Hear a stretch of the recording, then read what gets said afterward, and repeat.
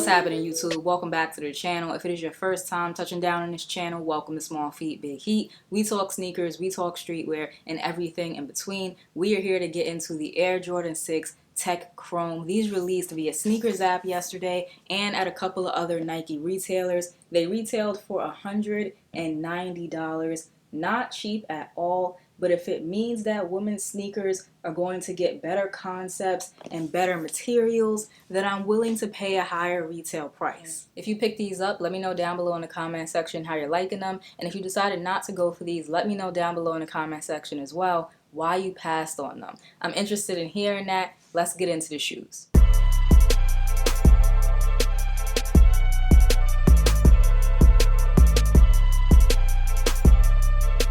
I stayed on the fence about getting these for a while. I knew I liked the colorway and I was really digging these clear panels, but with all the other releases in 2020, I just wasn't sure if this was going to make the cut. One night, it was like 5 a.m. I was plotting out the rest of my pickups for the rest of the year, just plotting which ones I wanted more than others, and I just kept scrolling past these, going back to it, looking at the pictures, and then once we saw official images, I was like, yeah, I gotta get those. I was sleeping on them at first, not sure which way I was gonna go, but then I was like, you know what? I'm going to pull the trigger on these. I really like them. I want to get them in hand. The suede used on this shoe is really interesting, so I'm going to start with the upper of the shoe this time around. The majority of the upper is this black and smoke gray suede. Let's start with the black suede. So in my eyes, it is more of a charcoal, I'll say that. It reminds me of like a vintage wash t-shirt, not shirts that are like worn in, but more so like the vintage wash on new t-shirts so that you can kind of get that vintage effect without actually wearing the shirt in.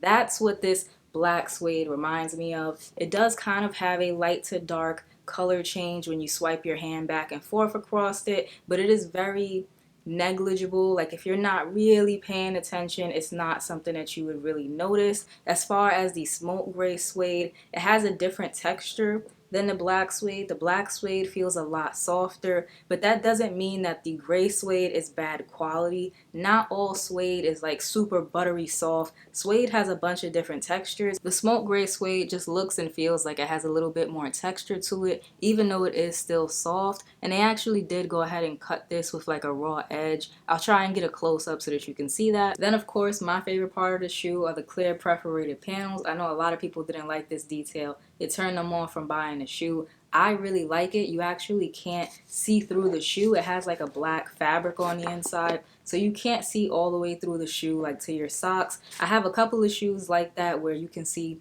someone's socks and it kind of gives the shoe a different vibe depending on what socks they're wearing. That works on some shoes. I don't think it would have worked on an Air Jordan 6. With the way they decided to do it, you still get that see-through effect of having the clear panels without the shoe looking tacky. All of that sits on top of a sail and black midsole, and sail does seem like an awkward choice for the midsole since it's only seen on the midsole and the outsole, but when you look at the shoe as a whole, it really does work. The outsole of the shoe is a combination of sail and translucent rubber, and we also get a little bit of color with this Carolina blue Jumpman. If you are still not convinced that the upper and the bottom of the shoe mesh well, let's take a look at the details because that's really what brings everything together. The gray that's used on the tongue and both Jumpmans really plays in well to the overall black and gray tone of the shoe. The UNC blue that appears again on the lace lock and inside the air bubble, and let's not forget the translucent spoiler on the back of the shoe. Whoever's leading the way at Jordan Brand with these women's exclusives is doing their thing. We've seen a lot of dope women's shoes in 2020, and these are definitely one of them.